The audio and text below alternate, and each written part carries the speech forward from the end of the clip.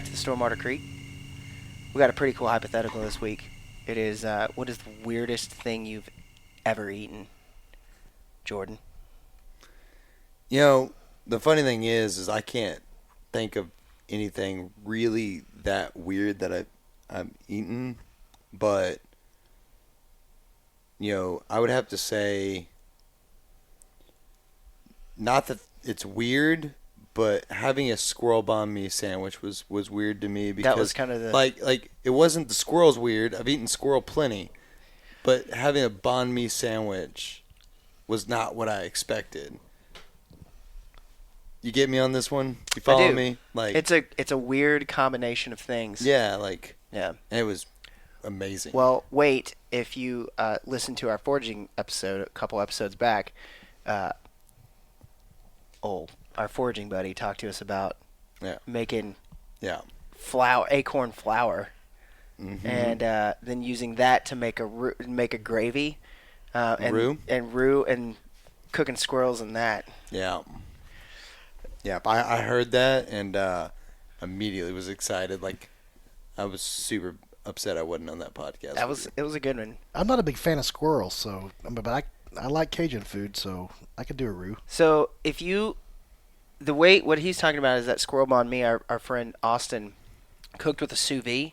Mm-hmm. So he basically confit squirrel, and so you wouldn't even know that it was squirrel. It was so like. Let me guess. Tastes like chicken? It didn't taste like chicken. It just was like you wouldn't when we've had fried squirrel. It's just kind of like it's a little tough. It's a little stringy. Not but that is a lionfish right there. Disaster. It was just not as good. But when he confit it in like some sort of bacon fat or something, it was.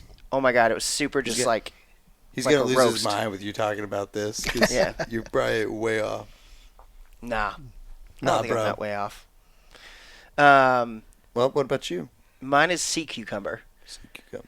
Yeah, when I was a bartender, we had a guy who would come in and was a regular, and he owned a sushi restaurant, and would just come in all the time, and we hooked him up, and he was like, "Come over to the store and hang out," and so we would go over there after we closed the bar down because he would be open real late.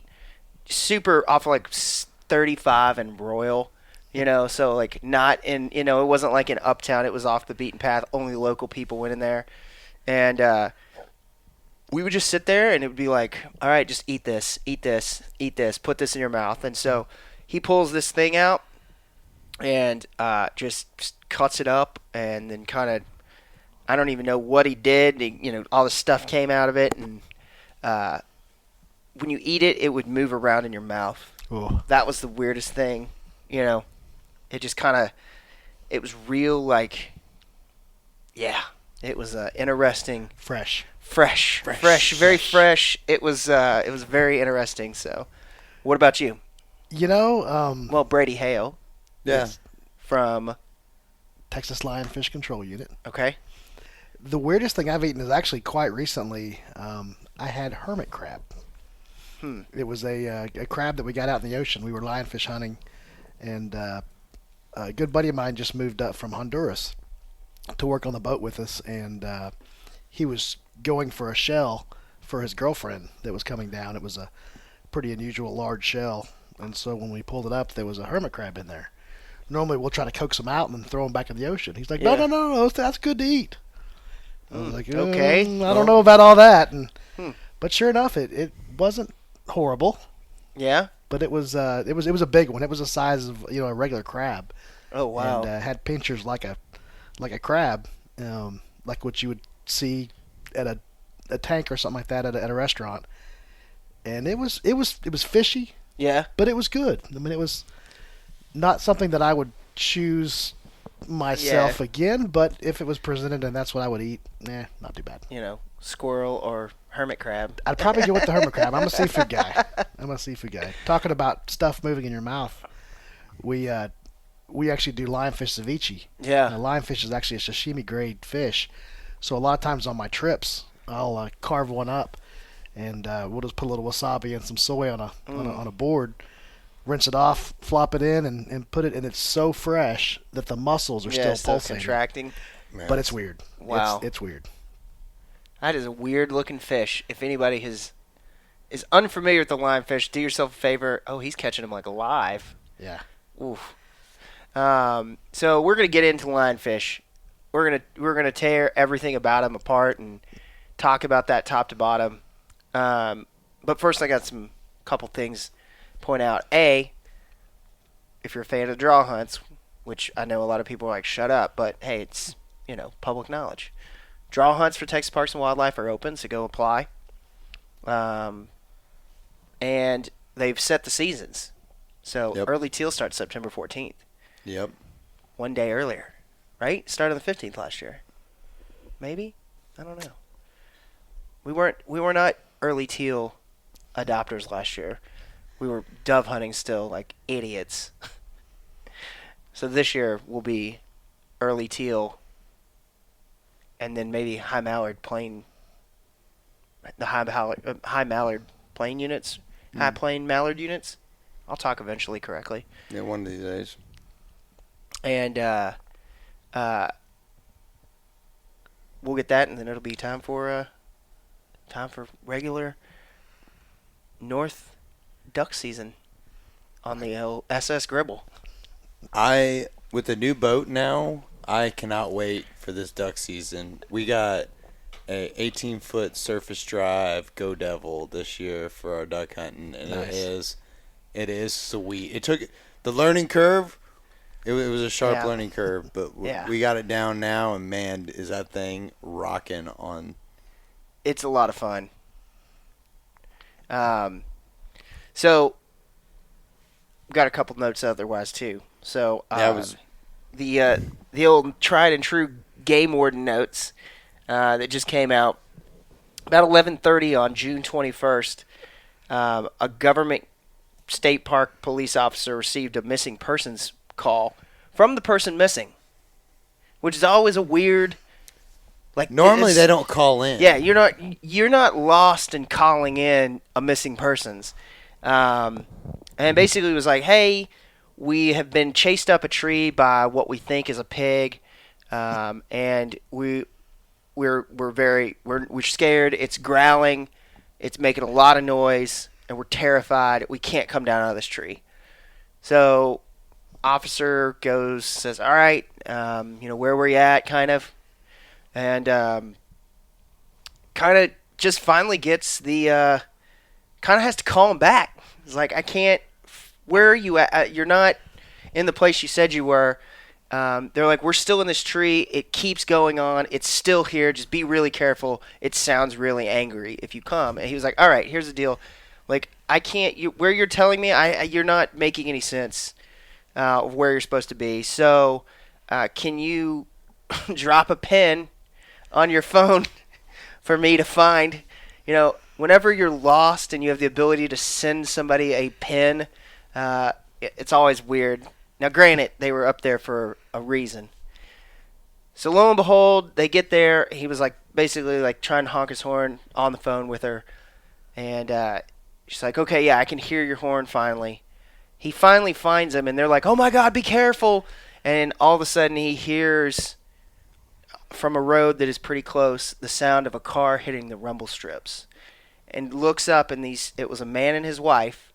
They freaked the hell out. Oh my God, it's back! And they're like, he was like, let me get this right. That's the sound that you are referring to, right? We're on the same page? Yes, sir. Clearly, you need to be careful. They're like, ma'am, that is a road that is right on the other side of those trees, and those are the rumble strips people are hitting. There's nothing to be afraid of. Wow. Yeah. So, of all the game warden notes, I'll take that one because at least they weren't doing anything wrong, But it's just hilarious that rumble strips treat you. I thought that was going to go a different way. I was waiting for the punchline. I thought it was going to be I thought it was going to be East Texas meth head. Yeah, calling in. I'm reading through this and I'm just like, are you kidding me? This is the rumble strips from a nearby road that is that's got him treed up into treed and terrified. Man and a woman, you know. They were probably snipe hunting. There's no doubt. There was no doubt somebody who had him out snipe hunting. Mm-hmm. I mean, you lose your man card for that, though, right? That's an automatic revocation. Yeah, you're gonna have to do some real work to get it back too. Rumble strips. It's a very aggressive pig. He won't go away. Oh. I think someone's been watching too many Netflix specials. Right. I heard they come back and, the territorial, very territorial. They're very territorial. Yeah, I mean, I don't think unless you're in close quarters with a sow and piglets, they're probably going to leave you alone. They're more afraid of you than you are of them. Okay. I mean, sure. You think? I mean, I've never hunted them. I don't know. Yeah? Ever since the pig phenomenon came about, I've been in the ocean. Yeah. And that's the one place they haven't gotten into. I know. Yet, exactly. You know? We just have lionfish. It's Exactly. kind of the same thing. But that's that's the pig of the sea, huh? Exactly. Exactly. So I really want to hunt pigs by helicopter. It needs to happen. Our other buddy's done it before. That's Grinch. Yeah. Someone been on here has done it, and he said it's fun as all get out. It's gonna be as cool as it sounds. Oh my yeah, god! I mean, there's helicopters and guns. Right. I mean, you're strapped to the side of a helicopter. Yeah. It's about as close as you can get to war without having people shoot back at and you. Every time I think about it, I think of Apocalypse Now. Yeah, exactly. You know? See, I was going with how do you shoot women and children? Yeah, you It's just don't easy. lead them as much. Yeah, that's exactly what I think about. Well, lionfish. So, tell us a little bit about this animal and fish, not animal, fish. Fish. Mm-hmm. And how did you even get into? Let's start with how you even got into to something like this. Okay. So I was working as a dive shop manager, and I did a lot of trips across the world. So I would take divers, take them on these exotic trips, and help them have fun. I was leading a trip down to the Florida Keys, and we were going to stay at a Guy Harvey Outpost hotel, and they were involved in a lionfish derby. And so I thought, well, let me take a look at this and see if this is something that my customers might want to get involved in. I've heard about the lionfish problem. I don't know a whole lot about it. And so I called them up and tried to get some information. And they're like, well, we're not real sure what's going on either. This is kind of a outside event that we're just a part of. We'll call you back and let you know. And I never could get a lot of information, but I was following their Facebook page and I saw this advertisement for Lionfish Removal and Awareness Day Festival in Pensacola, Florida. Being from Dallas, I said, well, that's only about a 10-hour drive, and I'm up for an adventure. So I called a good casinos along the way. Absolutely. You got Shreveport and just keep on going. But I called a good buddy of mine who was always up for a good adventure and said, hey, let's go on a road trip to Florida, see what this thing's all about. Okay. And so marketing is my full-time job, so I'm always trying to figure out the angle. So I called a friend of mine who is the president's daughter of a pretty large scuba manufacturer and said, hey, I got this great idea for a marketing ploy. We're going to go down there. You're going to supply us all the gear, so all the pole spears, all the equipment. We grabbed your catalog. We called you. We got the consultation on what all we needed. We've never done it before. We go to this tournament. We don't win, but we learn a lot, and we have a lot of fun. Win-win. We'll be your dive team, your lionfish eradication unit. And so I'm real good friends with this lady, and I don't hear anything from her, which is pretty unusual. I get some cockamamie ideas, I'll admit that, but usually it's a put the beer down and let's try again. But I didn't hear anything from her. And like 2 days go by, and I get this phone call from Sarasota, Florida, and it says, this guy says, is this the captain of the Trident Dive Team Lionfish Eradication Unit? I just kind of stopped and said, you damn straight it is. How can I help you? And he starts laughing. Fake it till you make it, right? Absolutely. Absolutely. And he says, well, he starts laughing and says, hey, I'm the founder of Zookeeper, which is a lionfish containment unit. We'll talk about why we need that in a second. Sure. But he said, I got your idea from Trident. They love the idea. So they're going to send pole spears, and I'm going to provide zookeepers. You're going to come dive with me. I'm going to introduce you to everybody, all the scientists, all the big wigs. And then my first question was, what's a zookeeper? And Yeah. he's like, you gotta be kidding me. Oh. He said, have you not ever, what do you know about lionfish? And I'm like, I know there's a tournament, and that's about it. They're kitties in the Yeah, sea. exactly. So he's like, oh my God, what am I getting myself into? Do you know how to dive? Yeah. And I said, yes, I've been diving forever. I got that part down. Let's just do this. So he said, come on and let's go. So had you like done any type of like spear fishing, any type of thing like that, where Never. or just straight diving? Never even held a pole spear in my Yeah, life. you were just, yeah, you knew straight how to breathe underwater. That was about it. breathe and look at the pretty fish Yeah. and take pictures, and that's about it. Never done anything like this before. So we get down there, and sure enough, we show up. They've got hats and T-shirts and Oh and yeah. You're like, pole oh, this is a spears. thing. Oh, we are famous Yeah. now. Well, come to find out, this was the first time they'd ever done it, and they had no expectation of anybody coming in from out of state, much less 4 states away. Oh wow. So we did kind of become little miniature celebrities. We were the Texas boys. Holy crap. And so we were having so much fun with it, and we're going on. Well, the tournament got the weather was really bad, so Yeah. most of the captains wouldn't go out because Yeah. the weather was too bad. There were a few diehards that had bigger boats and a lot more experience, so they went out. So I spent 2 days at this festival walking around like a VIP. Just At one point, I'm on stage with Guy Harvey and the mayor of Pensacola because the founder of Zookeeper, Ali, he didn't like the stage. Oh, so so- they wanted a picture. So we're best friends now, and so he just kind of shoves me forward when they Yeah. call for it. And so I got pictures of me and Yeah. these famous people up there, still having never shot a lionfish. And Kid, at this point, you pick one out. I knew what it looked like. Yeah, you knew I what it did looked know what like. it looked like, and I knew they were bad. Kitty in the sea. Yeah, absolutely. A little kitty. Exactly.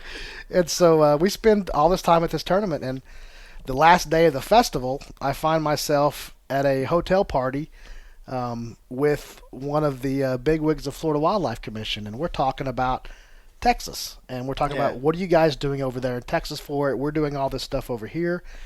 At that time, I'd never heard of anybody even really talking about it. Yeah. And so he kind of challenges me and says, well, what are you guys going to do about it? You've got them over there. If not, they're coming. So you need to kind of get on the bandwagon. Don't wait like we did. Yeah. And so, we were talking again. It just kind of resonated with me. What are we doing here in Texas about it? And who is talking about it? Yeah. It certainly isn't being done in the dive community, which is one of the biggest helpers of this I problem. was say yeah. And so, It's not duck hunters. yeah, exactly. Exactly. So so it was funny later on that night after many rounds of whiskey. He's like, "So how many lionfish you shot in your life?" And I'm amongst this crowd that have shot, thousands and Yeah. thousands of lionfish, and I've like never even seen one in the water, brother. And he just like stops. He's like, "You gotta be kidding me." So this was supposed to be our first time. Yeah. We learned about it, and we haven't gone out because of the weather. Well, we'd already decided that we were going to stay for a couple of days because after the tournament, the weather laid down. Yeah. And so the seas were going to be amazing. We had a boat captain that was going to take us out and show us how to do all You this. guys were VIPs now. And the funny thing was, he said, Hell well, yeah. you know what? You drove all this way and you didn't get to dive in the tournament. Florida Wildlife Commission is going to pay for this trip. We're going to pay for 2 days of diving for you, and you go out there and help us shoot these lionfish and take it back to Texas. So that's what we did. Our first day, we shot almost 90 lionfish, having never done it before. And Wow. it was just like, this is awesome. This is so much fun.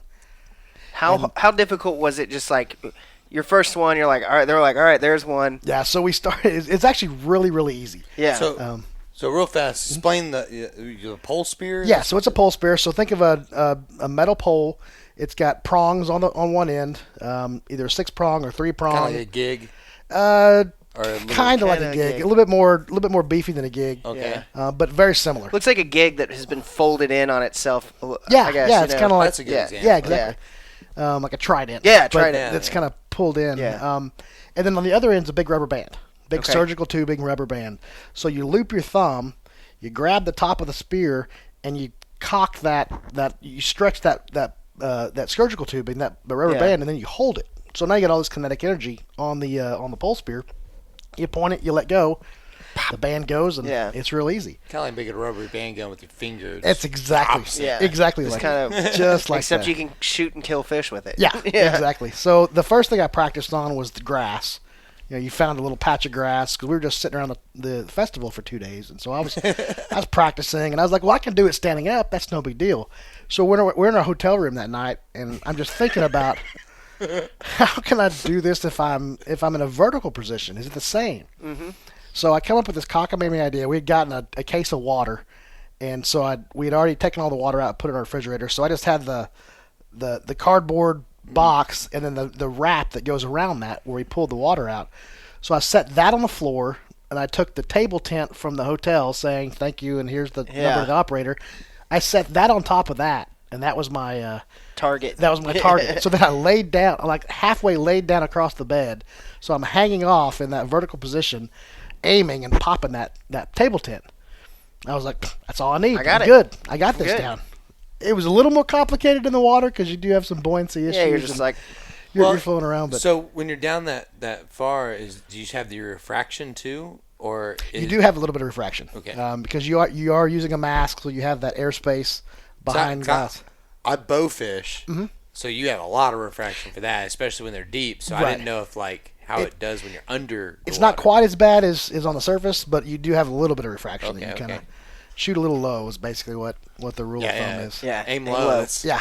Exactly. That's been my motto my whole life. Yeah, exactly. Just about anything. Just a way of life. Absolutely.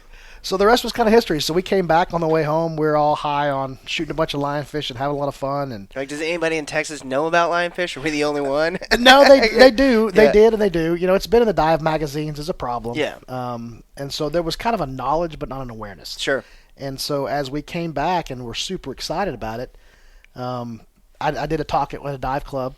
Now that I'm the quote unquote expert, sure, of lionfish you in killed Texas. one. I shot 89 of them, man. You can shoot. Yeah. Do you even know who he is? He can shoot a hotel table tent. That's exactly and a lionfish. I mean, Jacques Cousteau is calling from his grave Exactly. saying, "Good job, man. You got this."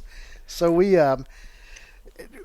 just basically started talking about it a bunch. Myself and the other guy, Bob, we were going to these dive club meetings, and of course that's all we want to talk about now is hunting underwater. We're in Texas, hunting and diving, put them together. Perfect mixture. It's awesome. Yeah. And anybody can do it. You know, Yeah. It's not this huge skill you have to have. So the more we talked about it, the more people said, "Well, hell, I want to go." Yeah. When are you going back? And I'm like, I don't know. Let's go next week. Yeah. How about yeah? Yeah. So now. Yeah, exactly. So I called the boat captain. I'm like, hey, I want the whole boat. I'm going to bring a bunch of people from Texas. And he said, come on down. Yeah. So I ran the trip through the dive shop and I think we took 6 people down the first time. Wow. And I kind of let the captain and the dive master really do more of the education because they've been doing it for a while. Sure. The boat captain, Captain Andy Ross from Niue Dive Charters, he's been running tournaments there for years. So he really took us under his wing and said, yeah, we're going to show you how to do this. And so next thing you know, we're just having a blast, bringing people down and bringing people down. Wow. And then so we started calling us on the way home from that first trip. He was in law enforcement. I'm former law enforcement. So we got to have this cool name. Yeah, you got to have a team. So that's when we came up with Texas Lionfish Control Unit. Okay. Just because it sounded cool and aggressive. It sounds very official. It's very official. Yeah, very. We are a unit. You know, Yeah. It was a bunch of just 3 yahoos with spears. Basically, is all we were at the beginning. But it started to become a thing. Yeah. And so next thing I know, we're starting to get invited to other dive clubs to give talks on lionfish. They'd heard about us, heard that we were doing this stuff, and one member of a dive club is over here at the other dive club talking about it, and so we start getting invites to do speaks and talks and speak at different places, and it just kind of grew from there. We started running a lot more trips, and we called it the ecotourism trip. Yeah. And then we would, so we were running anywhere from 6 to 25 people going down every couple of months to Pensacola and just having a blast, just shooting them like crazy. What about the lionfish population here in Texas? So we do have them here in Texas. Yeah. We work with NOAA, and we have a research expedition out to the Flower Gardens, which is a national marine sanctuary. Okay. It's about 110 miles due south of Houston. Okay. It's actually I think the northernmost coral reef in the United States. Wow. It's absolutely beautiful out there. Starts in about 60 to 80 feet of water, and then it can drop down to hundreds of feet. But it is an area that is eaten up with lionfish. Wow. They do have out there. We've been running expeditions out there for about 3 years now. Okay. So we're doing a lot of research on everything from size to what they're eating. We're doing stomach contents. We're looking at parasites to see if they're susceptible to these certain parasites. We do research based on the time of day, what their activity level is. Are they just sitting there? Are they actively hunting? Are they swimming? Are they hiding up underneath things? Okay. So we have a team of 8 scientists and 22 removal divers. So they'll go down there and survey what possible predators there are, what possible fish they eat, and then we'll go down and remove them, and then they'll come back and check out and see how many we shot or how many we missed, Yeah. and what's there now and what the prey and predators are doing at this point. Yeah. So kind of like here's what they're doing right now. Mhm. Go down there, eradicate. Shoot as many as we and then can. come back and what was the What's the effect? difference? Yeah. What's the difference? And Okay. I'll be the first to admit I'm definitely not a scientist. I'm more the hunter. Sure. I'm usually the dumbest guy in the room, but Hey. Been it's there fun. You're talking. Yeah. It's all the fun. time. They always say, you know, You're talking to 2 of those people right now. They always say if you're the smartest guy in the room, you're in the wrong room. Yeah, Well, exactly. I am You're in the never- wrong room right now. I am never in the wrong room. I can guarantee you that. But so we have it there. There's a wreck that the Texas Parks and Wildlife sunk. Their artificial reef program called. There's one called the Texas Clipper, which is Okay. down around South Padre Island, and then just outside the Flower Gardens, they dropped one a couple years ago called the Kraken. Both sides have lionfish on them. Basically, any structure you're going to have lionfish. They're in some of the reefs that aren't exactly diveable because of visibility, but Hart Research Institute does a lot of monitoring of different reefs, and so they're seeing them on ROVs, and when they go down and dive, Yeah. they're reporting that they're there as well. Wow. There's been reports all the way up into the jetties in Corpus Christi as Yep. well. So it's kind of, they're everywhere. everywhere. Yeah, they're everywhere. So what is? I mean, what kind of fish is a lionfish? Does it belong to a certain species of Yeah, fish? Is absolutely. So lionfish is from the scorpion fish family. Okay. Originally, they're from Indo-Pacific. They're not indigenous or native to this side of the world whatsoever. Okay. The Indian Ocean, Pacific Ocean, that's where they're originally from. That's where their home territory is.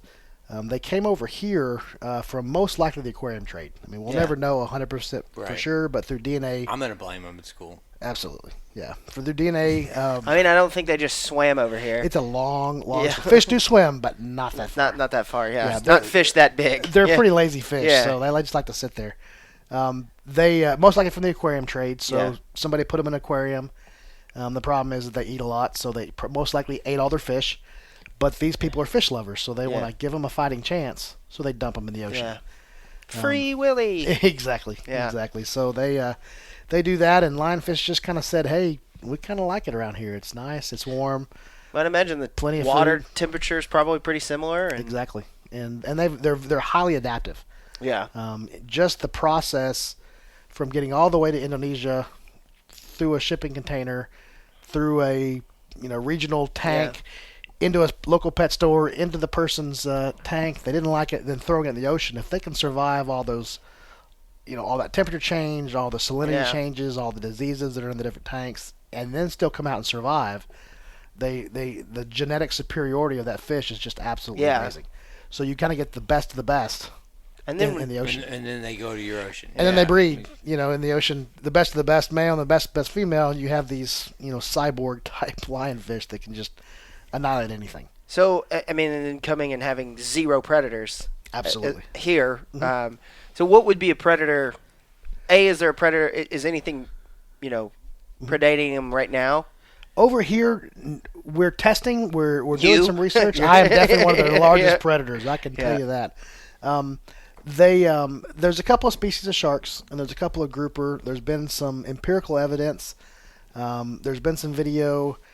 It's hard to know if they're just basically if they're learning that divers will give them free food, or Okay. if they're actually learning to eat lionfish. The thought process is, for the longest time, has been no, they're not. Best thing in the world. Yeah. And then, but now they're starting to see some evidence. They're doing some what's called acoustic tagging. Well, they'll put sensors on reefs and walls, so this tag is giving out an acoustic signal. So as that fish swims by, it'll register, hey, this fish has gone by this location at this time, and there'll be a lionfish on a wall, especially, and then all of a sudden it just kind of disappears or just flies across the wall. So we know they don't fly that fast Yeah. across the wall. So something big ate it. Yeah. We don't know what that is yet. We're Okay. not seeing lionfish in the stomachs of caught grouper or snapper or Yeah. shark, so we're not real sure. We do think something is Clearly, getting them. yeah. Yeah. There's been some video. Plastic trash monster. Exactly. That's my scientific guess. That's all it is. Absolutely. Absolutely. So the biggest thing on them, and correct me if I'm wrong, they have poisonous tips on their I don't know what you call those spines. Spines. Yep. So they're poisonous versus venomous. Let's go over that a little bit. Everybody says poisonous, and all the scientists go, "Oh my God, it's not poisonous if it's venomous." The difference is kind of important for consumption. Sure. Right. A blowfish Yeah. is poisonous. Something that you eat, something that you ingest, and it makes you sick or kills you, that's poisonous. Venomous is more like a rattlesnake or a lionfish where it sticks in you and there's a reaction. Yeah. So it won't kill you. It hurts really bad. I'll be the first to admit that. How many times have you been stung? I learned my lesson the first time. And that's all it took? That's all it took. I got friends of mine that took like 15, 16 times. I learned the first time. Yeah. I just got lucky. Yeah. It's going to happen. It's you're around them enough, you're going to get stuck. Yeah. And it's usually it's the people that have been around them a whole lot of times. Get complacent. And you get complacent. Yeah. You're talking to somebody, drinking a beer, and filleting the fish all at the same time. Oh, and it's just damn like, it. I just stuck myself, And that's pretty much. So when you do stick yourself, how long does it take for it to be like, uh-oh? Within about 5 seconds, you know whether that was a non-venomous one. Because Okay. there's some that are venomous, some that are non-venomous, depending on what part of the fish it is. Anytime you get stuck by a fin, whether it's a bass or a redfish or whatever, you're going to feel that penetration. Yeah. You're like, ow, that hurt. And then you just kind of sit there and you hold and you wait. Oh, God. It's like, well, it's not burning yet. I'm not swelling up yet. Yeah. Oh, there it is, right there. Oh, no. I got Yeah. stuck. Then the pain starts. It's like a really bad wasp sting. Yeah, I was going to say, it looked like that we were watching YouTube and saw somebody who'd gotten stung. It looked like somebody who had a pretty bad burn blister, like So just a blister kind of thing. I didn't blister up. It's Yeah. really dependent upon the person and how reactive you are to the neurotoxin. It's a protein-based neurotoxin. Okay. So the best thing to do if you get stuck is hot water. Heat Okay. will denature that venom. But it's like anything else. Everybody's body's chemistry is a little bit different, so people react better or worse. Mine, I just had a hand that was like the size of sausages. Other Mickey people, Mouse type yeah, hand. exactly, absolutely. And other people, they'll get the necrosis where the flesh starts to die. Oh man. There'll be big blisters. Yeah. That'll form. It just kind of depends on how you react. It won't kill you, but like I said, you feel like you will. Well, you want to die. Yeah. Yeah. It's- Cut it off. I've seen some Get rid grown of this men thing. cry like babies. Oh, I can't imagine. Like, mm-mm. Mm-hmm. So you guys kind of had gone to Pensacola, were just like figured it out. Mhm. Came back, started taking people down there. Now, are you just seeing this kind of grow as an explosion of people, and just kind of more and more people are wanting to get into it more and more? Or, Absolutely. So once that education gets out, and then once people figure out that it's really easy to do, just like I did, I would have never done it if it hadn't been for somebody saying, "Hey, come out and do it with me." Yeah. And I'll show you how to do it. We've had lawyers from Tennessee. We've had people that have been diving all their life. They would have never done it, but they saw our trips. Yeah. And they said, "Yeah, we'd love to go out with you and try this out." So the minute you show somebody how to do it, it's super easy, and they're like, "Well, that's a lot of fun." A lot of times we'll have people that have gone to the Caribbean because there's a problem there as well, and they'll see the dive master or one of the guides shoot the lionfish, and then they'll come up and eat it, and they'll say, "Oh, that looks like a lot of fun. I'd like to try that." Well, because of their governmental regulations on pole spears, they consider some of the islands considered as deadly as a weapon, as a gun, and so they're not real kind on those type of activities out there at this point. So they come back to the U.S. saying, "I really want to try that out. I'd like to do that." They hear about it. Next thing you know, they're calling us and going to Florida with us, and then they'll take those skills and go back to the islands where they can hunt. Yeah. Belize will let you hunt. Roatan, Honduras will let you hunt. So they'll go with the skills and the knowledge to those islands. So what we teach here is kind of have a worldwide effect. Yeah, it just kind of spreads out. Mhm. Yeah. Well, I mean, it's just like if you like to hunt deer, you're probably going to go eventually somewhere else and try to hunt deer, Right. just to Absolutely. see what it's like. Mhm. But it's very similar though. It's the average person is not going to go to Walmart and buy a rifle, traipse out in the woods and try to hunt deer Just on their own. figure it out on their own, yeah. Exactly. They're going to go with a friend, or Yeah. they grew up doing it all their life, things like Yeah. that, and And lionfish is the same way. Lionfish hunting is the exact same way. It's no more dangerous than deer hunting. Um, but you just need to have that encouragement. You need to have that person beside you saying, "Here's how you do it." Yeah. Don't do that. Do this. Yeah, exactly. Yeah. Plus, you got to be a diver. You do have to be a diver. There's some places in the Caribbean where they come up a little bit shallower because the water's warmer. Mm-hmm. They don't like cold. They're like me. They don't like cold water. So there's some free divers that are doing it there. Okay. So they'll dive down anywhere from 30 to 70 feet, depending on how good of a free diver they are. So those areas don't need divers, but especially here in the Florida, there are some places in the Keys that come up a little bit shallower. But for the most part, So what would be shallow? 25 feet. 25 feet. Yeah. Wow. That's 25, not shallow 30 to me. feet. Right. Yeah. In the Panhandle where there's the biggest concentration, we're typically 80 to 120 feet. Okay. Sometimes a little bit deeper. So that's deeper. Yeah, that is deep. Yeah. You're not going to hold your breath and go down to that. Exactly. Come back up. So if it was just an average person, what to get into doing something like this? Is there like a kind of a minimum price range, can you just, if you wanted to go do this, what are you looking at? So you have to get scuba certified, right? Which anywhere from $250 to $700, depending on what type of country or what part of the country you're in and what they charge. You can rent all the gear. So for a weekend, you're looking at a couple $100 for gear. If you come to Florida, then you can. Most places will have pole spears and zookeepers that you can borrow on the boat, or you can purchase that. I mean, it's the Lionfish specific gear. You're looking at $250. Yeah, it's to own your own. It's not expensive. Those pole spears are anywhere from 20 for the really low end ones to the high ends. You're looking at DIY one. Yeah, exactly. I mean, you can get the carbon fibers for $150, but a good solid pole spear. We use one called Neritic out of Florida. They're aluminum and they're like $50-$60. Yeah, and they'll last you for years if you take care of them. Mm-hmm. So it's not super hard to get into it financially. It's more the scuba diving cost of everything. Sure. Yeah, anything. That's pretty. Once again, if you're willing to be adventurous, you can find anything to do. A dive shop here locally in Dallas, and I bet you could be lionfish hunting in 2 weeks. Maybe 3 weeks. Yeah, we like you to be confident in diving before you jump into something else. Yeah. It's like anything else. If I'm having to remind you to check your air or remind you to breathe all the time, I can't really teach you how to hunt lionfish. Yeah. So what we ask is at least 50 dives in the water. By 50 dives, you kind of got a pretty good idea, and you're kind of getting into it. I've got a group coming from Utah in September, and a lady called me and said her and her son wanted to do this. They're not divers. What would it take? And so I told them, well, get your certification and spend a lot of time in the water. Yeah. Whether it's a pool or whether it's a rock quarry. Yeah. Just spend time underwater practicing and getting used to scuba. Yeah. Then you can add those skills. So as far as scuba diving goes, just around here, so being from Dallas, where besides a pool, where are you going to go scuba diving at around here? There is a couple different places in this general area.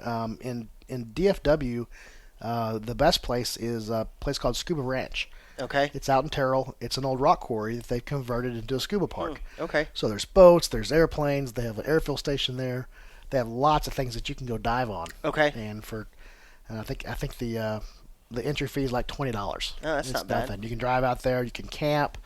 There's a new owner there as of last year, and they're making some amazing improvements to the place. They're looking at putting some hotel rooms in. There's primitive camping. There's RV spots now. But it's a really cool place, and you can just go there for the day and come home. Yeah, Terrell's not close, but not too far at all. Yeah, not far at all. So it's a rock quarry, and so how big are we talking? Like it's I want to say it's 22 acres. Oh, wow. Of water. Yeah, well, it's a good sized quarry, and then it's got a lot of land around it. Yeah. As well. That's where most of the scuba schools here in the DFW area take their students to get certified. Huh. So you start out the pool, and then you go out to the rock quarry. I took a certification at Eastfield. And Ken Baldwin. Yeah. I know Ken well. And we went to Lake Travis. Okay. So Yeah, And- he does that because he'll combine that with his advanced class, yeah. and so advanced you have to go down to 100 feet typically. Oh, wow. And so Lake Travis is probably the best place to do your advanced class and get down to that 100-foot level. Yeah. So he kind of combines those two. and Yeah, it kind of goes does down one there. Trip. Yeah, So I keep trying to talk my wife into it. it's amazing. She's she's super claustrophobic. So you hear that a lot as a dive professional. I'm claustrophobic. There's no way I can put that mask on. Well, on land it can be a little bit claustrophobic Sure. because you put that on there, it's hot. You start to It's- get the fogged up, and Yeah. and you can't see a whole lot, and all of a sudden you can't breathe through your nose, and Yeah. it's like, oh my god, I can't do this. But when you do that same thing underwater, you don't quite have the fogging It's- issues.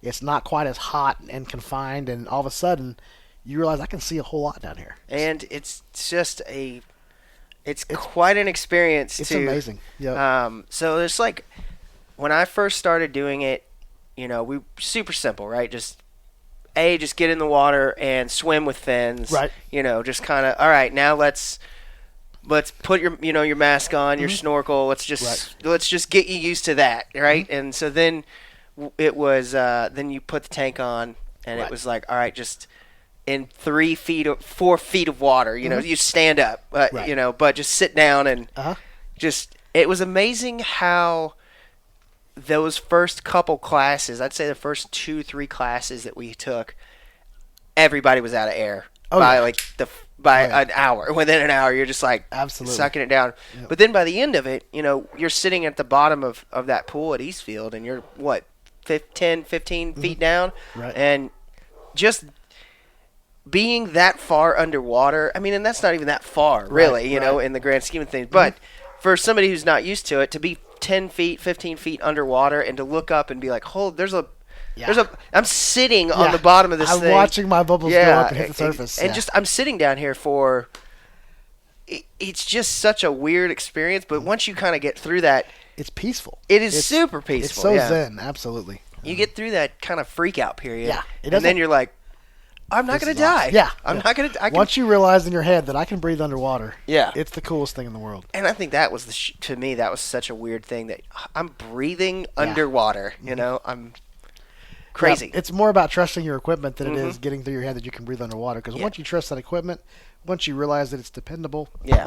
it's going to give you stuff every time. Then it's like this is awesome. Yeah. This is awesome. I mean, I feel like it's one of those things. It's like hunting, where you don't just kind of do it. Yeah. Right? It's not a It reminds me, especially when you're not doing stuff like lionfish hunting or spearfishing, and it's just what I say. Look at the pretty fish diving. Yeah. Have you ever been on that deer stand at about 6:50, 7 o'clock in the morning? It's just starting to get sunrise. There's the mist and the fog that's just setting over that field, and little things are stirring. The birds are starting to come up, and you just sit there and just watch and just go, "This is the most beautiful setting. How lucky am I Yeah. to be able to just calm down enough to sit in the stand and just watch that?" Of course, Just that's when the see deer's the- going to come up behind you. You're Absolutely. not paying a bit of attention, Yeah.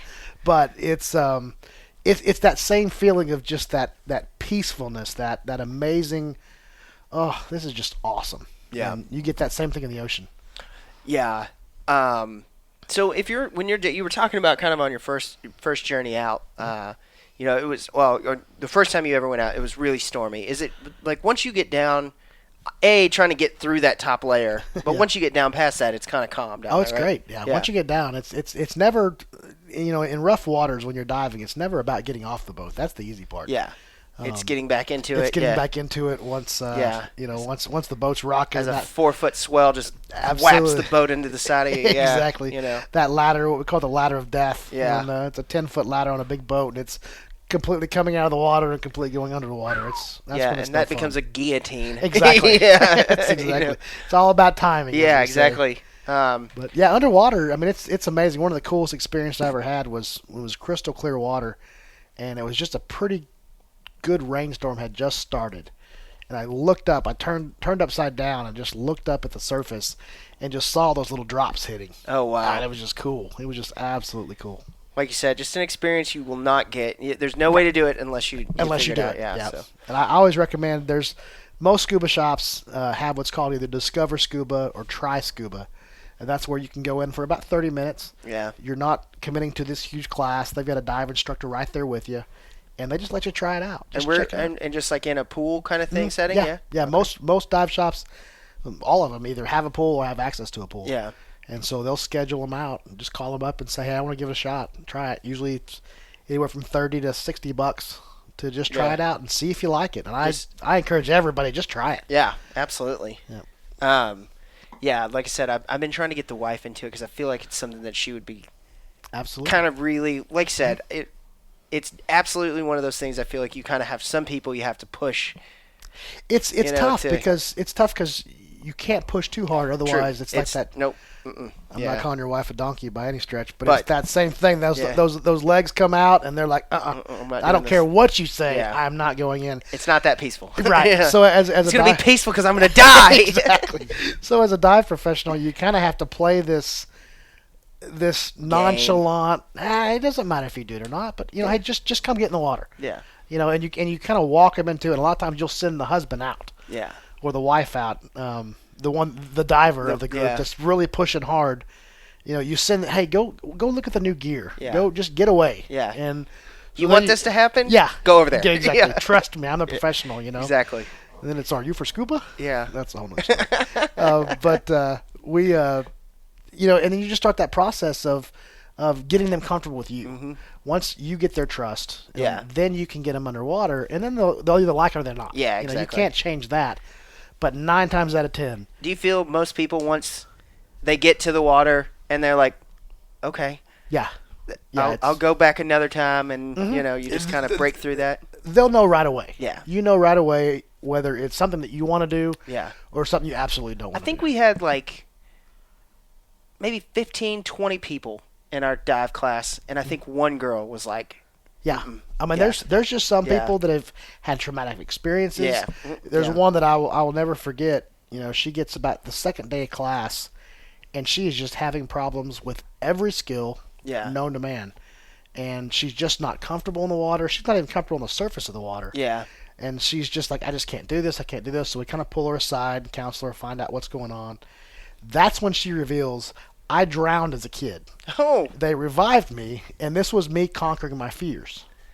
It was Well, like, good on her. good on you for trying. I wish I'd have known, Yeah. when we first Yeah. started this, we'd have changed We'd it have up. been a little and- different. Yeah, do little things different. maybe 'cause- a little bit different right, experience. maybe a yeah. one-on-one thing as Yeah, opposed exactly. to a group. But, it's those type of experiences that you have more often that's the cause of the Yeah. problem, not being underwater. Just yeah. Yeah. There's some that just don't like it, but otherwise, See, I've always wanted to learn, Mhm. and I've been real hesitant because my whole life I've always wanted to learn. Uh-huh. But my middle name, I'm named after a person in my dad's life that was really close to him Mhm. that died scuba diving, and he was an instructor. He was top Just level, happened, yeah. and he was splunking Mhm. with Cave diving. teaching somebody. They don't know what happened. Neither one of them made it out of that cave. yeah. And I have his middle name, and ever since before I knew this story, I've told my mom, I want to scuba dive. She's like, you're never going in the water. Yeah, right. That is a bad omen, and I've Never always wanted cave to do it. dive. Now, Yeah, I I don't. A lot of my friends will hate me for saying that, and they'll make fun of me. I'm not a cave diver. I Dude, will I've- never be a cave diver. Watching the the Planet Earth stuff, Mm-hmm. those I don't those some bitches get in there and like drag themselves yeah. through Oh, holes, yeah. and you're They're just like, crazy. Yeah, they're absolutely. I got some You could great. you could pop a hose so easy doing that. Yeah, I'm just like, it's ah. a hose. It's Yeah. and where cave divers get into the problems the most of the time. Number one is they're not trained. yeah, They jump into caves, and that's why we don't call them cave divers. We call them idiots. yeah, Because they haven't been trained. There's specific procedures yeah, on how to enter those caves. You run lines, and Yeah. so that way you don't get lost. Because just a simple kicking your silt. fins yeah, and moving Yeah. that water, just the fact that you breathe and that those bubbles hit the top of the cave and will hit that particulate, Yeah. and it'll start raining down. Where it's clear in front of you, you can turn around and it's completely blacked out. Yeah. Yep. If you don't know what you're doing, you'll get lost. and you And freak out and Absolutely, you start over breathing, then you start carbon dioxide buildup, and Oh, then my God. there's all kind of problems that they teach you how to handle in Yeah. cave diving school. But even that, a lot of the cave divers are, they're adventurers. They're the Lewis and Clarks of this day. They're the same people that jump out of airplanes. Yeah, I was gonna say it's like skydiving and bungee jumping. Like, it's just the well, it's they're not the skydivers and bungee jumpers because that's me. Yeah. They're the halo jumpers. Oh yeah. They're the ones that are jumping from the heights where you have to have oxygen. Yeah. That's that level. Yeah. You start jumping into caves, it's a whole other level that most people don't need to be in. Yeah. So stay out of caves and you're good. Yeah. Stay out of caves and stay out of the inside of wrecks. Scuba diving is a hazardous sport. I say that all the time. Just like driving. Yeah. Is a hazardous activity. More people get killed by driving in cars than scuba diving by far. But you follow the rules. Yeah. And you pay attention to what you're doing. For the most part, you're good to go. Yeah. You're not gonna have issues. There's always that risk. But yeah, I mean, once again, you can have that going to work tomorrow. Absolutely. You're still going to do that. Absolutely. So exactly. So as far as just to kind of, I mean, I guess what else do we have on scuba diving before we? Well, I looked up the Scuba Ranch, and it is a 23-acre private lake by a rock quarry, and it looks like they are pretty much just strictly for scuba diving. Correct. Scuba and snorkeling, and free diving. They don't want a bunch of swimmers out there because it mucks up the water and things like that. But it's an amazing place. It's beautiful out there. Yeah. And I mean, from what they say, I mean, obviously I'm on their website, but it sounds beautiful. It is. It really is. They're doing a really good job. They've had some water quality issues like the last 6 or 7 years, but the new owners are really addressing that. There were some algae blooms and some algae buildups. So they're working with Texas A&M. They're working with some experts to try to clear up that water. But even then, on a good day, you got 10, 12 foot of visibility, which doesn't sound like a bunch, but that's halfway across most people's rooms. Yeah, exactly. And so when you can see that far, you're good. Yeah, you can see quite a bit. It's fresh water. I'm what's considered blue water snob. Okay. If it's not blue water, I don't really want to get into it. Yeah, exactly. Fresh water is not fun for me anymore, but I've been doing it for 20 some years, and day or two, a couple of times underwater. So it's like, well, I've seen some shit. I don't have to get underneath there if I don't want to. Yeah, exactly. I've proven my mettle. And yeah, you're not going to go scuba dive Ray Hubbard here. Exactly. Yeah. Exactly. That's just not my cup of tea. At one point in my life, I'd have done it just to see what's down there. Just to do it. Yeah. Well, there's some fishing poles and a battery. Yeah. And yeah. Getting the right wallet, spots. And they were all yours. A cell phone. Yeah. Yeah. You just think of all the stuff that you've lost at Party Cove. It's underwater. There's a scuba He's divers saying his that have done kayak. that. I flipped my kayak. Well, we ventured out to Party Cove this weekend for the first time. Oh, yeah? On Ray Hubbard. Nice. So How was that? It was people watching extraordinary. Yeah. D-bags? Yeah, some and some normal people. It's not like Louisville, I'll tell you that. Okay, It wasn't the Louisville Party Cove, which I feel like is a detriment to your life to be near. It's scary. But yeah, Ray Hubbard Party Cove.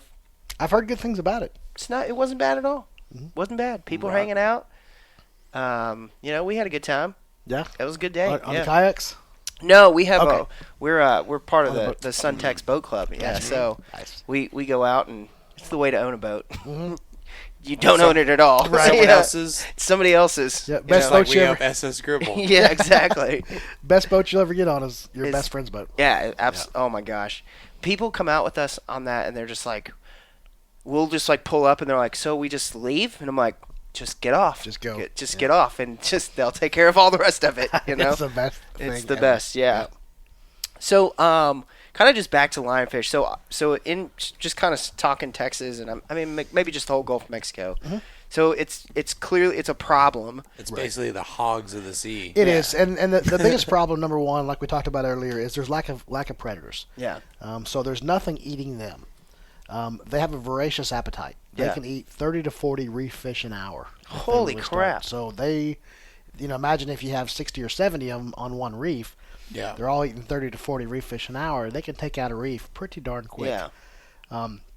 The prey, the smaller fish, the juvenile fish, they're also not scared of them because they don't know what they are. Yeah.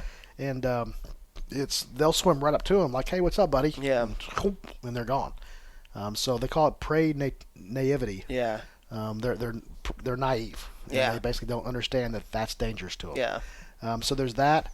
They breed like crazy. So they every 3 to 4 days, especially in the summertime, they'll spawn up to 50,000 eggs. Every 3 or 4 days? Every 3 to 5 days. Wow. Hogs on steroids. Absolutely. Yeah. Woo. Hogs and rabbits and everything. all that else. just mixed together. That's shitty. Yep. Absolutely. It's called the trifecta of bad. Yeah. They call it. Yeah. Because I thought the hog problem was bad, but that sounds even worse. Yeah. So it's a single breeding female, which they reach sexual maturity after 1 year. Okay. And so that's not a long time in the grand scheme of things. And they one breeding female can put out about 2 million eggs in 1 year. Oh my which God. is how they got to be such a problem so fast. The egg sacs actually ride the ocean currents, the wind currents, so they float. So they're encased in this gelatinous egg sac, so they'll float to the surface and then ride the surface currents for about 30 days, and then the fish drop down. Okay. So that's how they get, and that's why Pensacola and Destin area is kind of the lionfish capital of the world, because there's an eddy current that kind of swirls right there, so they just kind of stick right in there. Yeah. And they've got a lot of artificial reefs, so they'll drop down on that. And stay in that, yeah. And then, so it's we say they're American. We say they came over here and got Americanized. They sit around, they eat a whole bunch, they breed like crazy, and don't do a whole lot of anything. Just kind of just sit on the couch. Eat fish. Absolutely. So what other names would somebody know a lionfish by? So there's the scientific name is Pterois volitans and Pterois miles. There's two over here. There's two different species of the lionfish. Visually, they're indistinguishable. You can't tell, and I know for sure they do taste the same. Yeah. So you can't tell any difference once they're on the fillet table. They're both great to eat. Other common names are less common but still accurate. There's the devilfish, and then the redfish, red firefish and devilfish, if I remember correctly. Okay. So we've kind of gone through the whole how you got started and what they are, and so let's talk about what you do with them once you got them. You eat So it. Yeah, I'm really excited about it. I really want to eat. So Man, if I'd have thought about it, I'd have brought some over. We'd Yeah. have tasted it live on the air, so to speak. So what is the first of all, we were watching a video earlier, and I think you call it a zookeeper. But that basically they're Venomous. Yep. kind of looks like a golf bag you put them in, right? Kind of like that. So Yeah. basically, think of a big PVC tube. Yep. That's got a displacement valve on the bottom. So when you shove the fish in, especially if it's a big one, that water that it displaces has to go somewhere. Yeah. So the founder, who's an engineer, so he figured that out real quick, that if you shove a big fish in, 2 more pop out if you got stuff like that. So we got to figure out how to do that. So there's a one-way valve. Think of like a reverse funnel. Sure. That when you shove that lionfish in, it actually strips it off your pole and leaves it inside that PVC protection containment unit. So it's not bumping into you and getting Absolutely. stung by fish. Right, and that's how it was. The mother necessity is how all things are invented. Yeah. So he was in Curacao, and they were hunting him in Curacao and just putting him into bags. Yeah. Well, then you're coming up the line, and that bag hit your. They're coming out with these huge stings on their thighs and on their hands from trying to hold this bag. So, there's got to be a better way. So that's when he invented the zookeeper. Got to be. It's definitely by far the best on the market as far as containment units. There's other variations. People try to make their own, but when it comes down to it, just buy one. Just buy one. Yeah, trust me, just buy one. Exactly. It's not something you want to experiment with. Absolutely. Yeah. I don't want lionfish coming out. I don't want flaps that are popping out. These things work, and that's all that I'll ever use. No doubt. So you shove them in there, and then then they're contained. You don't have a chance of getting stuck. You bring them up on the boat, then you can spin the top off, and you just pour them right into a cooler. Okay. Put ice on them, and that'll make them go to sleep. Yeah. Night night, and get ready for such the a fillet sleepy table. fish. So sleepy. So cold and so warm. So yeah. And so then we fillet them up, and especially in the United States and the Caribbean, at first they were just basically banging them on the reef and killing them and leaving them down there for fish to scavenge. Okay. But then they figured out it was really, really good to eat. Okay. So it's a very white, flaky, buttery meat. Everybody asks what's the best way to cook them. In my opinion, I'll either grill them or saute them in a little bit of butter with some salt, some pepper, and a little bit of vinegar, or a little bit of garlic. Yeah. And that's it. That's all I need. Yeah. It's got a great flavor on its own, but at the risk of sounding like Bubba Gump, I've had it fried, sauteed, filleted, Pretty much anywhere you can have fish, we've tried it, and it's all just absolutely amazing. Huh. Again, I'll usually just pan fry it with some onions and some peppers, a little bit of salt, pepper, garlic, and that's all I need. Yeah. I've Little done fish taco type little, thing. Oh, fish tacos are good. Yeah. Very good. Lionfish omelets are amazing. Hmm. Do it for breakfast a couple times, and then just sushi and sashimi. Yeah. I mean, we'll like I said, we'll pop them up on the boat and just carve some up right there and eat them. Yeah, they're good. They're real Yeah. good.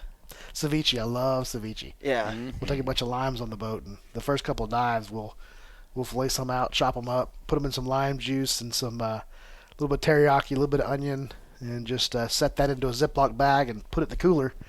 In about an hour or so on the way home, we're eating fresh lionfish ceviche. Oh man. Oh man, that sounds amazing. It is amazing. That sounds Man. real good. It's real good. I'm hungry too. Yep. So Yeah. So there's a lot of places in Florida, especially in the Caribbean, where they'll serve lionfish, or you can go out and hunt them, and then they'll come back and they'll fillet them up for you, and then Yeah. kind of a go off the plate.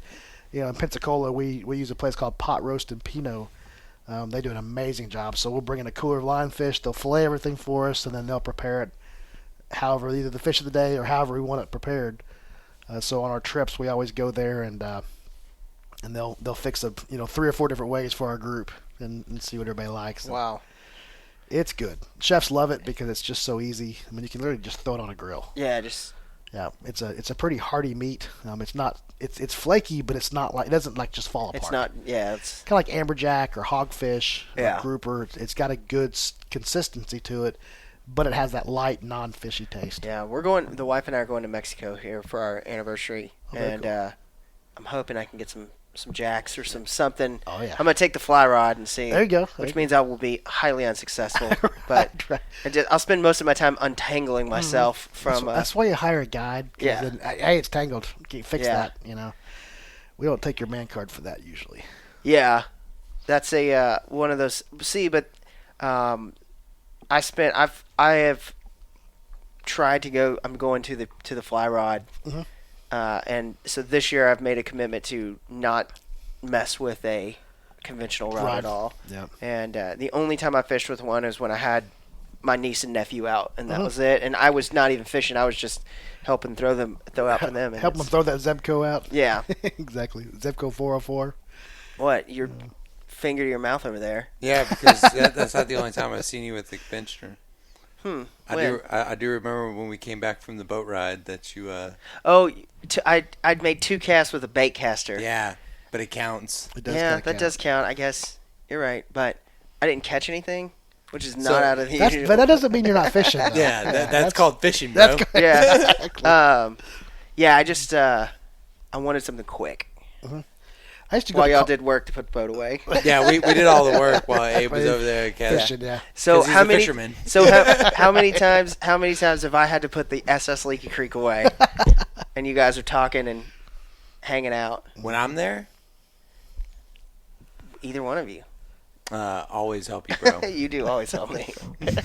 Oh, now I see the tie over there for the flies. Oh yeah, it's a mess right now. That's a whole nother skill and I That's never, a whole nother like wormhole. That's of, not a like, place you wanna go Too much to. money, Right. Which is what we do on Absolutely. Stormwater Creek really well is bow hunting, fly fishing, Getting just into anything that we can do. freaking super addictive habits. right Waterfowl hunting. Now I have a German Shorthair pointer puppy that's Yeah. like a whole nother world that I wasn't ready for. Well, when I came up today and I rang the doorbell, I was fully expecting dogs to bark. And Yeah. there at least be a lab or a pointer or something. Mm-hmm. I would have questioned your authenticity if it wasn't. Yeah. So I do appreciate the black lab that came up and licked Yeah. all over me. The old cowboy, he's not gun shy. He barks at other people's gunshots. There you go. He was going nuts on the 4th of July. Oh man. Um, So yeah, I actually used to fly fish quite a bit. I Yeah? went up to Colorado and Wolf Creek Pass, and Okay. a friend of mine had a cabin up there, and we'd walk those rivers, man, freezing cold, just shooting flies. and yeah. it was a lot of fun, and I don't remember why I stopped. It was just kind of one of those things that you just put it down, and Yeah.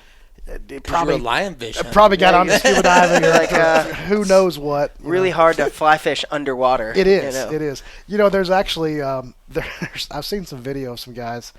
There's some in Florida. There's some restrictions on what species you can shoot with pole spear, or which one have to be caught on rod and reel. I don't remember. With lionfish? No, just- lionfish. Just yeah, fish just in fish in general. Fish in general? general, Okay. yeah. Lionfish is free game. They're like shoot Yeah. them as much as you want, Yeah. whenever you want, however you want. But these guys were underwater with scuba, and they had rod and reels, and they were trying to throw these things out. Just with a big heavy weight or something? Yeah, had a big heavy weight. They'd throw it out, so they were fishing with rod and reel Underwater. underwater, and they were just like putting it right in front of them. I don't know how legal that is, but there's. I had to look at the If statutes. you have a good and lawyer, I'm sure it's fine. It's You had- just great. Yeah. You used a rod and reel. yeah. I mean, granted, you were under the water, It doesn't but say you have to use it above water. yeah, You're not using a spear gun. So yeah. I don't know. You're not using any kind of mechanical device to propel it. Exactly. Like a spear gun. So, Right. I don't know. I think I would. I'd challenge allow it. that. Yeah. I'd allow it. I mean, Yeah. I'd challenge it. Yeah, I mean, that's absolutely. Absolutely. If First- I was the judge, I mean, authenticity and originality, you got it, man. For the game warden rolls up on you and you're like, "Hey, what are you doing down there?" You're like, "Oh, I'm casting this rod and reel." He'd be like, "All right, you're getting a ticket if you can't do Yeah, it. yeah. If you could do it, Yeah, I want to see video of it, and yeah, you're good to go. yeah, we'll allow it. If you cast that thing farther than 10 feet, Exactly. I'll give it to you. Right. You keep going. I mean, I've caught some pretty good catfish on some really bad casts that went like 6 inches, Yeah, that's true. and so I don't know. I don't know how that works. I'll have to ask a game warden. Yeah, Texas Parks and Florida Wildlife Commission. I know a couple of the game wardens. They're always checking our boats out and Yeah. making sure we're not fishing for the They're wrong pretty good species. at that. yeah. They're good. You know what? I love those guys Yeah. to death. Yeah, You know, no, they do a good job. when you don't do anything wrong, you don't have to fear them. And I Yeah. learned a long time ago that it's just easier just to follow the rules. Dude. And then those guys that come in, I mean, it's funny. They'll come in. We'll see them a mile away, and they know our boat, so they'll Yeah. come over. And I think they do it just because they know they're not going to mess with us. They Just, come in, they check off the box, we talk, we BS, we talk about the last Yeah. beer, the crazy guy from the last call that they went on, Yeah. and they kind of, I guess I need to look at the cooler. They open up the cooler, and it's stuffed full of lionfish, and we're always jacking with them like, there might be a red snapper down underneath them Yeah. things. You better go down there and check it out. Exactly. He's like, I ain't Yeah, I'm getting- good. I ain't getting there. Good. Y'all have a good day. Yeah, have a good one. Exactly. Yeah, they rolled through Party Cove, and nobody was doing anything stupid. They rolled in, Off rolled they right went. back out, Mhm. and Yeah. didn't mess with anybody. Yeah. I just get into where if I see one coming, I just pull my wallet out, I get my ID, I Like, get my know. license. There's a right Here there. you go. Here's my gun, Yep. and I walk up to them, and I think they're always like, "All right, well, if you're walking up to me, you're probably not going to be hiding anything." Exactly. Exactly. We've gotten slapped before, but I mean they were super cool about it because we were super cool with them. Like, Yeah. hey, You know, that's the way it is, man. They give you the attitude that you give them. Yeah, And even if they start off kind of crabby, it was probably not your fault. It was probably the last Yeah. guy. And the minute you're cool with them, I've never had any problems. Even when I may have been less than a little bit legal. I mean, I was cool with them. Yeah. Just like you. I got a ticket for it, but I deserved it. And I'm like, hey, you're doing your job. I'm Yeah. trying to get away with Hey, it. man. It's cat and mouse and exactly. caught. Yeah, hey, I'll pay my Yep. my thing and move on. Exactly. Yeah, Learn my lesson. Ours, the old Leaky Creek hadn't quite been registered yet, and that was all it was. It's all paperwork, You know? Yeah. It's gonna happen. I was like, I got an appointment on the books. Does that count? He's Yeah. like, no. yeah, it, Absolutely. it was opening day of duck season. He's like, I'm on the calendar to have this thing registered, and I'm not Yeah. gonna miss opening day. And he just looked at us like, dude, stick with the law. Right. Like Don't try. I can't like give Yeah. you a He, pass. he for wrote me a this. ticket and in the same breath says, just go get it registered, and Yeah. then they'll dismiss it. Right, you know, exactly. so it's just like, I cool. mean, those guys are cool. Yeah. They, like you said, it's all the attitude that you give Yeah. them. And, They're there to do a job, and if you're not one that's making them freaking Yeah. go, come on, man. Yeah. Quit, don't lie to me. Don't Yeah. hide shit. I know exactly. Just be like, you got me. You got Yeah. me. Do the I mean, crime, do the time. My so to biggest speak. thing is just like, hey man, when I get done hunting dove, I like to have a beer, and I Right. know that's frowned upon, but It's frowned upon in this it's- establishment. but it's I'll unnamed location in Oklahoma where I grew up. That's what we would do is we would go dove hunting in these fields, and usually they were only like 3 fields away from your house. Yeah. So you'd pull up with your cooler and your stools. Yeah. Get kind of wiggle back into this sunflower field or Yeah. into this deal, and I don't know if more shells got popped or more beer tops got popped, but we had a lot of fun. Yeah, both ways is always fun. it's great. such a good time. We always got dove. I don't condone drinking and shooting though at the same time. Absolutely. because that's my thing. Yeah, It's hard to aim when you gotta. it's God. There's so many of them. There's only one. Exactly. There's 5 right It's there. time for you to stop. Our lawyer is rolling around. Yeah. I No. was like, oh my god. Stop it. What's up, James? Yeah. So, what else about lionfish should we know? Where can somebody go find out some information on lionfish? So you can go to our website, texaslionfish.org. We got some information on there. You can also do ecotourism trips, and you can do different things like that. You can also go to Florida Wildlife Commission, FloridaReefRangers.com. They've got a lot of good information there. They got a great program, a reef ranger program that encourages, as you hunt lionfish and you turn lionfish tails in, you can actually win prizes. So they've got GoPros, they got zookeepers, they've got T-shirts. Anybody that shoots 25 lionfish and takes a picture of it and turns it in, you get a really cool challenge coin and then a really cool T-shirt, a dry fit T-shirt. So they're really doing a lot of cool things to try to encourage lionfish hunting. And to help, yeah. I saw y'all guys have some really cool T-shirts. Yeah, I like your absolutely. lionfish T-shirt. Yeah, man. definitely. I looked at that thing. I was like, man. Well, we got a brand new one. I'm picking them up tomorrow. Oh, wow. Oh, really? They're a dry fit boat shirt. It's got Texas Lionfish Control Unit on the sleeves. It's got Lionfish Hunter on the back. It's got a really aggressive, badass looking lionfish. Yeah. So I'm always down I for like a good the side I'll, print. I'll hook Like, you guys up. Yeah, the side print. yeah. That one turned out real good. That was really cool. I saw that. I was like, man, I never shot one of these things, but I'd probably wear that. It's I get a shirt. Yeah. You know, it gets a lot of attention. People are like, "What in the world is that?" Yeah. And What is that? You're like, what's a lionfish? you don't know about lionfish? Yeah, Man, come they're on, bro. great. Have you ever eaten a lionfish? It's delicious. It's great. I mean, I haven't, but I heard. Yeah, I heard I it's talked to a good. I've heard guy. it's Yeah, good but I know a guy. And I understand that faking it till you make it's the way Yeah. to go. That's in the way this to go, industry, man. yeah. Next thing you know, you got a whole unit. You're in charge of a whole. You're the captain of the Texas Lionfish Eradication Unit. Absolutely. Well, is your website anything on social media for you? Oh, you had to ask that. TX Lionfish on Facebook. Yeah. Close my computer. Texas Lionfish Control Unit on On the Instagram. on the Instagram. We just actually had our Facebook hacked. So Oh no. Well, that's always fun. it has not been a fun experience at Yeah, all. So we're I actually meant that having to sarcastic. recreate the Facebook page, and that's why I was like, oh, what is the? Oh no. was- Yeah. yeah. But just search Texas Lionfish Control Unit. Oh, yeah. We're all over Facebook, and sometimes the posts don't link back to the site, but there's pictures and different stuff that we're tagged in. Yeah. But if you go to the website, we'll have it linked up to Facebook. We're working on some videos, so we'll have YouTube up pretty quick as well. Yeah.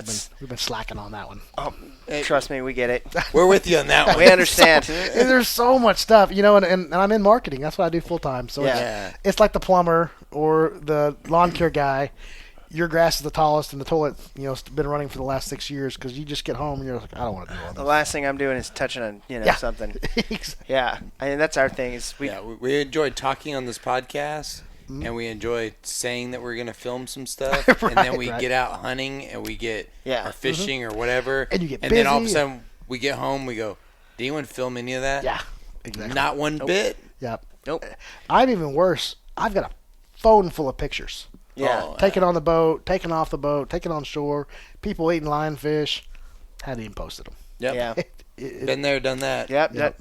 No doubt. Yep. Welcome to our club. Welcome to the Stormwater Creek crew. Exactly. Yeah, Good it's t-shirt. a struggle, Yeah. I mean, try to turn that much stuff out that's original is always an adventure. So, Exactly. we need to quit our jobs. I know. That's what Yeah. I just need a big grant. So Yep. I can do this full time, and I'll post as much as I'll do it. much It'll as- be 15 times a day. You'll see me. Absolutely. So, Absolutely. well, I think we've done we've done the lionfish justice. I think that was a lionfish. Is there anything we podcast. missed? Man, I think we got it covered. It's Yeah? actually it's not hard. The thing that we always encourage is two things. If you're a diver, or if you want to be a diver, get out and hunt lionfish. Local control, divers in the water. getting out through the reefs and actually cleaning the reefs off is the best solution right now. Yeah. We're working on trap research. We're working on some. They're doing everything from genetics and trying to make the fish infertile. They're trying. Seems like a lot of work. It's a lot of work. A lot of scientific stuff. It's way over my head. Science shit. Science shit, Science, man. bitches. Exactly. We go out and even the scientists are saying as of right now the most effective way is for divers to get out there. It's kind of like the Adopt a Highway program. You go out, you clean off a reef, you come back 6 months later, you clean off the reef again, and what you're doing is you're getting those native juvenile fish a chance to grow up. Yeah. Because lionfish will eat up to 3/4 the size of their body. Okay. Anything over that they don't mess with. So So if you can get those fish to grow up enough, then the lionfish won't mess them. So if you can go and shoot a majority of the lionfish off the reef, they have that chance. Yeah, So we awesome. encourage divers to get out there, really hunt. And if you're not a diver and you like fish, ask in the restaurants. Ask there in Dallas every time you go to a seafood restaurant, hey, you guys got lionfish? They most likely won't. But if we have enough people asking and asking and asking, They might they're have it. going to take notice of that. And they're going to say, we've had 30 people ask in the last 3 weeks, where can we get lionfish? Yeah. Mm-hmm. And that's where we're really trying to push. There's lots of organizations that's trying to push the commercialization of this. Yeah. So you really want to screw a population over, get Americans to like it. Yeah. And Exactly. we'll overfish it like crazy. Like that. And Yeah. that would be a good problem to have. Yeah. Well, I'm fascinated by it, and now it's like Yeah, I want it. now I have to I go. want to do this. Yep. It's now fun. now I'm gonna have to go scuba dive. Absolutely. I'm gonna have to go get recertified. Yep. All you gotta do is take a refresher class, go Yeah. up there and go up to International Scuba down the road in Carrollton or Adventure Scuba over in Plano. They got a big pool right there. Put you in the water for a couple hours, get you reacquainted Let's with do it. underwater, and then come to Florida with me, and I'll take you. We'll do a All right. podcast from the boat. Stormwater Creek. Yep. Scuba diving. We're doing this now. Yeah. Stormwater Creek does lionfish. Yes. So I mean, can you do it any time of the year? Or is there? Yep, it's just year-round. year round. Just How cold can you See, stand? it's Yeah. the hogs of the sea. absolutely hogs of the sea. Absolutely. I love this. Like, I love every part of this. In fact, Florida now, we're trying to get Texas to do the same thing. Hint, hint, if you're listening to Texas Parks and Wildlife. But Florida has taken, you don't even have to have a fishing license. Oh wow. You can literally, you do not have to have anything. You go out, and if you have lionfish only in your cooler, they will not mess with you whatsoever. You're legal. You're legal. You're good to go. Shoot them as much as you want. There's no limit. There's no season. It's literally just go out there and kill as many as you can. Wow. And let us know, and we're going to reward you with prizes. Yeah. Nice. It's cool. It's cool. We have so much to do. I Yep. know. We should just go ahead and get scuba certified now. You really need to. I that gotta go way- through the whole thing, but I'm down. It's 2 weekends. It's Yeah. a little bit of class ahead of time. Yep. Couple of 8 to 10 hours of online work. 1 week Saturday and Sunday in the pool. 1 Saturday and Sunday out there in Terrell or at a local rock quarry, or if you live next to the ocean, they'll usually do it open water in the ocean, and that's it. That's it. It's a simple process. So you think 2 weekends and some That's classwork? Yeah, that's the general schedule. Nowadays, most training agencies, there's an online portion where you'll do 8 to 10 hours of online work, watch some videos, take some quizzes, Yeah. learn all the knowledge part, Yeah. and then you'll go to the pool. Yeah. That's where you'll learn all the skills. I took mine over a semester. Uh-huh, It was yeah. just a semester at Eastfield, Right. just as an elective that I took. You know. And that's what's cool. If you're in college or you're about to go to college, one of the best credits you can take. It's like 3 or 4 hours of credit typically. yeah. I mean, And it's it's not a either- big deal at all. Yeah, health and wellness or Yeah. a PE credit. You got to have them anyway. And there's actually places that now actually do underwater basket weaving. Underwater basket weaving. It's kind That's of a joke. awesome. That was I like knowing that. yeah, I couldn't imagine you getting more relaxed. it's just chilling. under there. Mhm. So, well, Awesome. Texas Lionfish Control Unit. Texas Lionfish Control Unit. Check them out on the YouTube will be coming out soon. YouTube will be coming out. We say YouTube's coming out soon, anyways, for Absolutely, our podcast. So yeah. It's coming out very soon. pe- Keep watching the website, and we'll have a big announcement. people have been like, dude, you've been saying this for 2 years now. And it's funny. And just like on my phone, I've got hundreds of pictures of lionfish and stuff. Yeah. I have GoPro files on my computer full of Yeah. lionfish hunts that I just need to edit them, Yeah. put a little music behind them, and put them on YouTube. And one of these days, I'll get to that. Yeah, and then you'll be like, holy crap! This is amazing. Now I'm gonna have to go back more because I'm out of footage. You know? Exactly. So watch on the website. We'll have it out soon. Absolutely. Well, we can't thank you enough for joining us. Yeah, thanks for having me. It was awesome. My gosh, it was so good. Good times. I'm gonna have to maybe talk you into letting us steal some lionfish from you so we can give it a try. We need to do that. We'll plan on that, and so for the next episode, I'll bring some over, already prepared. We'll take you out duck hunting this year if you want to go. Man. I grew up duck hunting in Oklahoma. Yeah. I don't claim it too often, but I grew up in Oklahoma, and we did quite a bit of duck hunting. Well, we got the whole setup for you. We got an extra set of waders, shotgun. You Nice. show up, and we'll put you on the boat and Just throw me in there. And hot coffee, Absolutely. hot breakfast, and with the gribble this year, Jordan is going to finally get to check off his getting to cook on the boat while we're waiting for the sun to come up. So Nice. we'll take you out duck hunting. You hook us up with some lionfish, and Heck yeah. I think that'll be a pretty fair trade. That'll be fun. That'll be fun. You won't shoot any ducks when you come out with us, but it's kind of like fishing. Just Yeah. because you don't catch a fish doesn't mean you're not fishing. Yeah, we'll have a good time. Somebody will yell at me for calling. Mm-hmm. Being a Shittily? terrible You're a shitty duck caller. You're a duck shitty calling. duck caller. I'm a shitty duck caller. Oh, that's funny. So, but we'll have a good time. But And dogs going in two separate directions yeah. Oh my God, it's gonna be. because we have a puppy now. Oh Yes. yeah. I'll never forget the first time I went duck hunting with our first dog. Because I was the dog Yeah. for a long time. I was the youngest, and it was Brady. There's the duck. It's not floating in. Go get it. Go get it. Yeah, go get it. Get Fetch. Fetch. Oh, Go get it. Oh my God. Thank God we have a dog. I grew up with Lucy the black And I don't lab. shoot. And I don't shoot ducks, so it's even better. Right. I just miss real. I'm real good at missing. Real good. You have that badass pintail. I do. That mount looks good. Nice. Yeah. It looks real good. It was a good one. Grinch's wood duck looks great. Yeah. Wood ducks are just amazing. Yes. It's, my dad was a taxidermist as a hobby. Yeah. And but he was kind of a high-end hobbyist. Yeah, And that's so one of those things you. Yeah, it's like fly tying. You get into it, but we grew up with just stuff all over our garage. Yeah. And everything from javelina hog. We grew up in West Texas, Okay. and so everything from javelina hog to deer heads to Yeah. elk to rattlesnakes to just everything. You never knew what you were going to go into when you went into the freezer to find You're meat. like, whoa. Yeah. Like, oh, there's a couple of rattlesnake. Great. Yeah. At least they're dead. Yeah. They're so sleepy. They're so sleepy. It's so cold. Well, if you want to go duck hunting with us, I'm talking to you people listening to this now. Make sure you come to the upcoming Public Land Film Tour that is going to take place sometime in August. Oh, yeah. The date, I think, maybe fluid right now is the best way to put it. We may be backing it up a weekend or two. Sounds about right. Yeah, that's super. We just started talking about that. But stay tuned for the official date of the Public Land Film Tour. And we're doing that to try to get better, some more thorough raffle items for everybody. And but one of those raffle items is going to be a duck hunt with the Stormwater Creek crew. Very cool. And a guest spot on this podcast, which some people may be like, out. And so if you don't want to record on the podcast, that's fine. But if you want to duck hunt with us, Beer's involved. beer will be involved, as always. Yeah. See? We practice what we preach here. Absolutely. And so just come to the event and sign up, and if you come to the event and buy some raffle tickets, and you decide to drop one of those raffle tickets into that bucket, you'll be entered.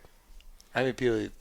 What is your prediction right now? If let's say there's 100 people at this event, how many tickets do you expect to be in that bucket? 100. I 100 like tickets. it. I like it. Go for the gold. Yeah, 100 Stay tickets. gold. 100 Stay gold, tickets. pony boy. Yeah, Stay gold. I think it'll be 100 tickets in there. I mean, you get your draw length for the raffle tickets, So, somebody will be like, screw it, it's duck hunt, I'll throw it in there. Right. It's free duck hunt. Yeah, anybody who knows this is going to be like, nope. Yeah. So you're saying there's going to be 100 people that don't know us? Right. You're Sold. right. Yeah. There's no doubt there'll be 100 people there that don't know us. Well, we thank everybody for listening. Make sure you go to our social media at stormwatercreek.com. Go and subscribe to the podcast. You can subscribe through YouTube because that's where our YouTube action is we post it on there. So subscribe and hit the bell, and you'll get notified when a new podcast comes out. And we appreciate you listening, and stay tuned. Rock on. More stuff to come. Oh yeah. Thanks, guys.